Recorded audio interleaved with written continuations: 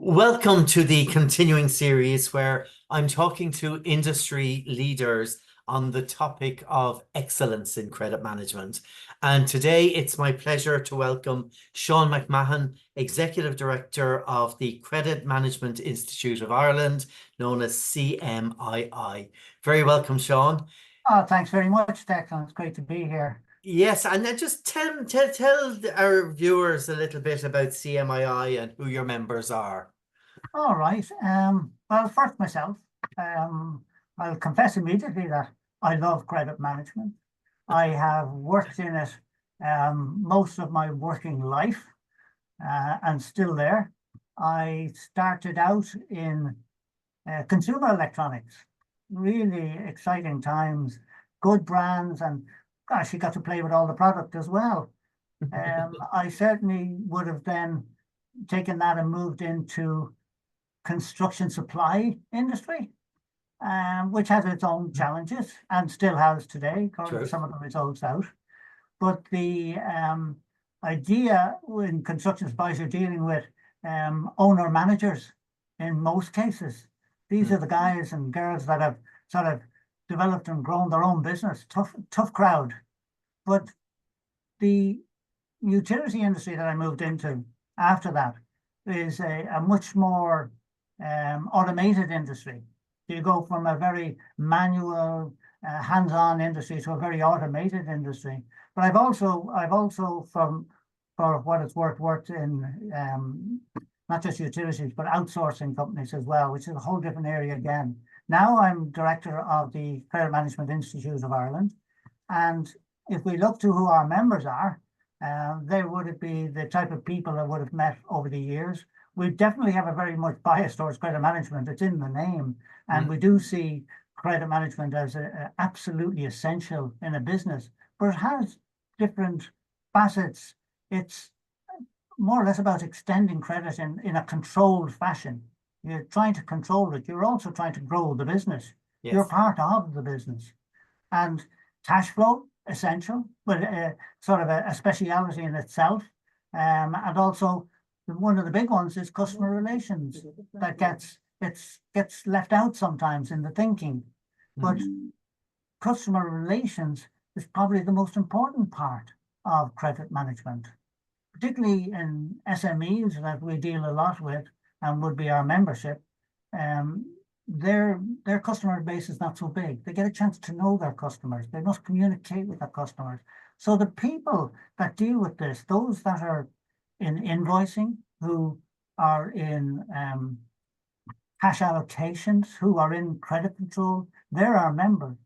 We certainly would have senior credit managers. We certainly have credit directors, credit managers, but a good part of our membership would be those who are just starting out in credit, who have started a job and are thinking of it as a career, who maybe have decided to take up a bit of education in credit management and are looking along that line. They're team leaders, but it is a broad spectrum from financial services through large organizations and through SMEs in particular. Yeah, and, But and this and would be the type particularly of member. younger people and people who are new to credit management. One thing that I have found throughout my whole career is how open and helpful the established credit managers are and how Oh, helpful they are. you're right. And they love to talk about credit Yeah. management. Just get us started. Give us a hint and we're off. Yeah, As and I suppose that's one message to anybody who is starting out on the career. Reach out to people, and we are there to help. And there is this passion for credit that I don't think exists in any other business function to the same extent. I think and it's wonderful, that there is an institute there of like-minded people who can, oh, we're help and support and. any excuse, Declan. We'll meet up for tea, coffee, and something a lot stronger. We love to talk about it. It's a Yeah. great community. Yeah, Uh, absolutely. So tell us, Joe, what does excellence in credit management mean to you? Excellence in credit management really means initially sort of taking a strategic point of view, not be just you are firefighting quite a lot of the time, but you must have a strategic point of view and a strategy. Mm. And to go with that strategy, it'd be good if you had a credit policy and a comprehensive credit policy. And Yeah. one that is clearly understood by yourself and by your teams and by other managers. It's not something to hide away. It's not a secret document, but this taking that strategic point of view, put it down in writing. What do you want? Hopefully it'll be in line with what the business wants, of course. Yes. Essential. With excellence in credit management, obviously you're assessing credit. You have to assess credit carefully. There are plenty of tools out there for doing that. We won't go through them, but assessing credit is very important, as well as monitoring what's happening, reporting on it, reporting to you. You report to others. It's not your bosses necessarily. Of course, they will want the reports, but let other managers, let other departments know what's happening. And when you're talking about excellence in credit management, it's very hard to get away from talking about technology. And it's very hard when talking about technology to avoid the words AI. And that's what it's about nowadays. But they're just tools, and technology is a tool. I go back to SMEs and how they deal with their customers, how much technology they need, they can decide themselves. They have to remain competitive. But compare that to, say, a utility industry, which is vast numbers, hundreds of thousands of people. You have to have automated systems. You have to use the latest technology. And excellence in credit management for me means that those people at the forefront of this have to be knowledgeable about it, have to be aware of it. They don't necessarily have to use it personally. Maybe they'll have staff for that, but they must be aware of what's happening in the industry and look to the best options, the most practical, the most reliable. But they must be aware of technology. Yeah, and I think my advice would be to automate all the manual functions you Yeah, can, and then bring the personal touch and humanity, which is such a part of credit management as well. So sometimes it's not just about ticking boxes.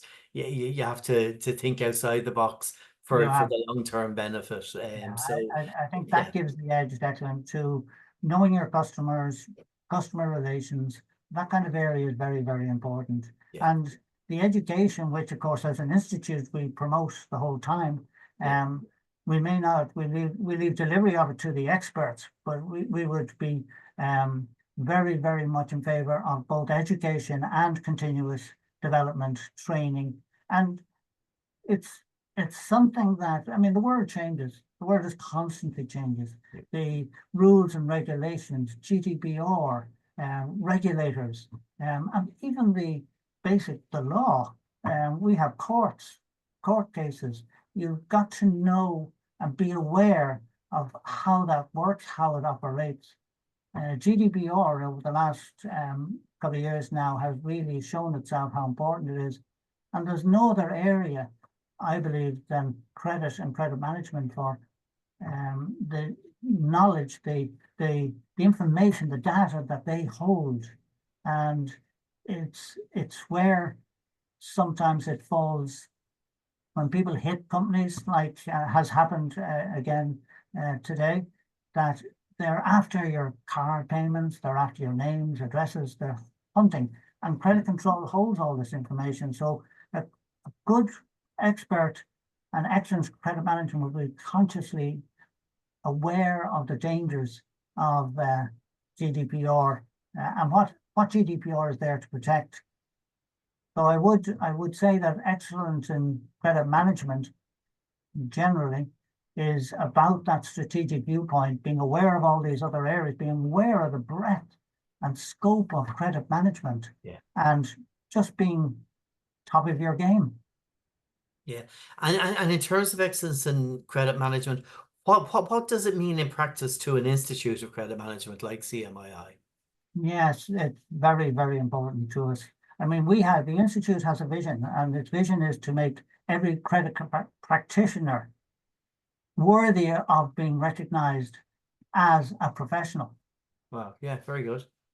We like them to be able to speak with authority. And by authority, we mean speaking with knowledge, education, and experience. So to us, they are the go-to people in the business. They will, I suppose, speak to the most senior levels with their knowledge, and it will show within them. So they'll talk with authority, but that's our aim. To do that, we have set industry standards. So there's a set of standards, set of expectations, a code of practice, we call it, and it's on our website. And it's based around honesty and integrity, which sometimes people have an impression that that's not what's in credit management, but it's actually at the heart, the soul of credit management. Yeah. And we, as an institute, and I've mentioned it already, how important education is to us. So we, as an institute, provide access to that. We provide access to those that deliver that education in the most professional way possible. And we encourage it in all our meetings and in all our conversations with people, with all business leaders, and that we would constantly push them towards it. We find it challenging at times, let's be very honest. I mean, a lot of companies talk about their investment in development their staff, but what we'd like to see is a lot more of that investment in terms of time and obviously the money cost of it too, but also in the support of people to go out and better themselves. I mean, there is an old adage in all of this, you know, what if I train my staff and they leave? And we too often, you know, we quote the old one, what if you don't and they stay? I mean, hopefully in this day and age, you want your staff to stay with you. Yes. The best and cheapest investment is in their education. Brilliant, brilliant. So okay. We do promote best practice by Yeah. our community, by allowing and facilitating credit managers to meet with each other, talk about, see what's good, see what happens. They feed it to us, we'll feed it out, and we would interview a lot of them on it. But the advocacy and the sort of the representation on our members' behalf is a big part of what we do as well. The Institute is a member of the EU Observatory on Payments. We would also engage with Department of Enterprise. Even the industry awards are a big important part to us. Yes, So advocacy and that promotion is important, but the sort of the embracement of technology and where that's going is important to us, and we would facilitate members to meet with providers in the industry. I mean, you can't avoid them. Do talk to them. They're trying to sell you the latest technology, so why not? We talk about areas such as debtor insurance. These areas are very, very important. Be aware of them.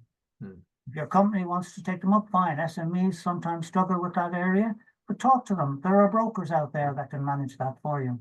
Yeah, and So won't even charge you for their services because the I insurance know company some of pays them, in. yeah, they don't So, charge. Sean, tell us about this EU observatory that I'm sure is probably news to some people, or they mightn't be aware of it. So just if you tell us a bit about that, that'd be great. It's a wonderful body. It's obviously an EU body, and the EU Observatory deals with researching and recommending and recording and feeding information on payments right across all the EU countries. Now, our institute, the CMII, is a member of the Stakeholders Forum on the EU Observatory. The forum has about 50 members right across all of Europe. And in Ireland, it is the Credit Management Institute of Ireland and the Department of Enterprise.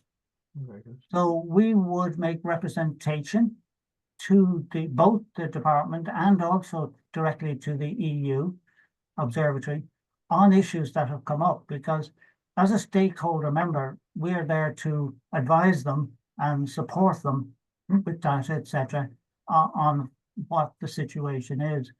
At the moment, there's a very big issue on the late payment directive. For those in the know and all those excellent credit managers, they would know about the 2011-2012 directive on late payments, which has been absolutely worthless. It has failed completely.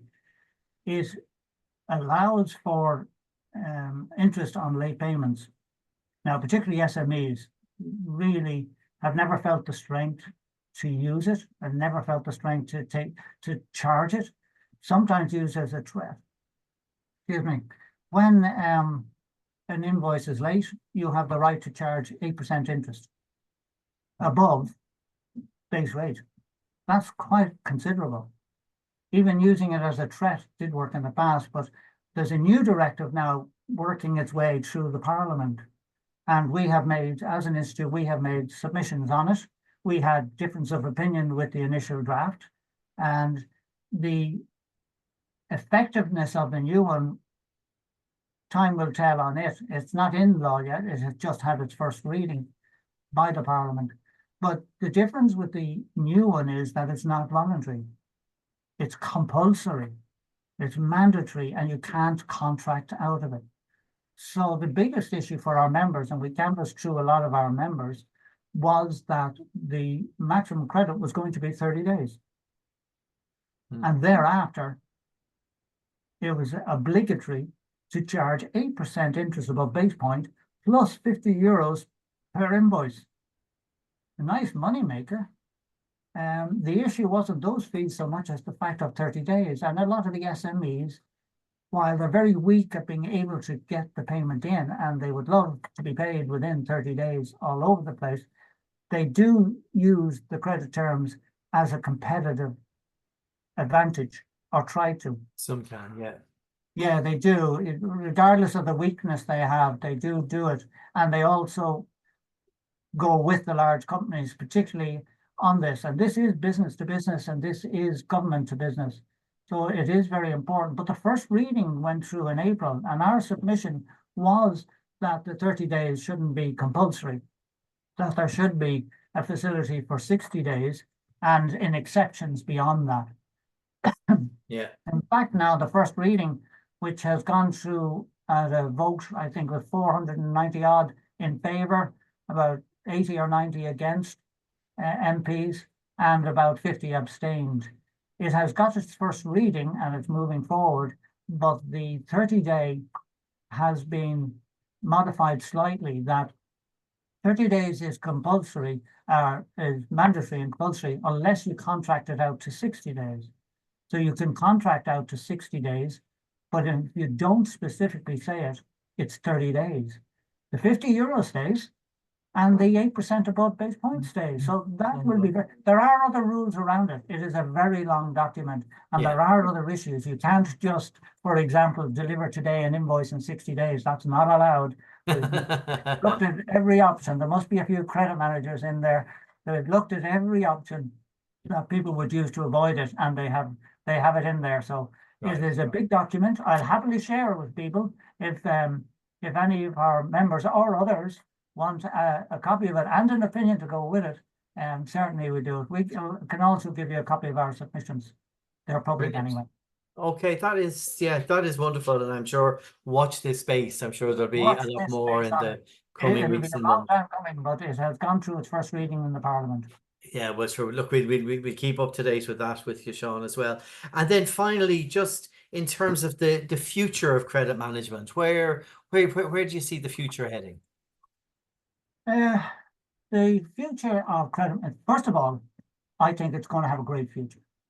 Good. We've been talking about credit management since Noah left his ark, and people will always borrow.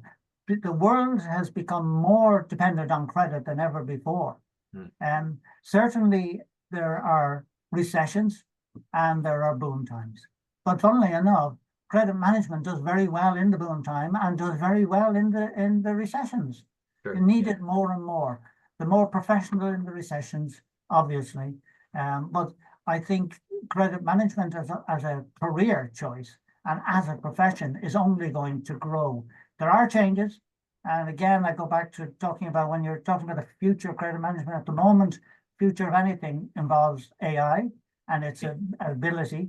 But it is a tool to be used, of course, but it'll give better analysis, better management of risk, better understanding of risk, better interpretation of your reports. better creation of your reports. But end of the day, somebody has to manage all this, and that's the credit manager.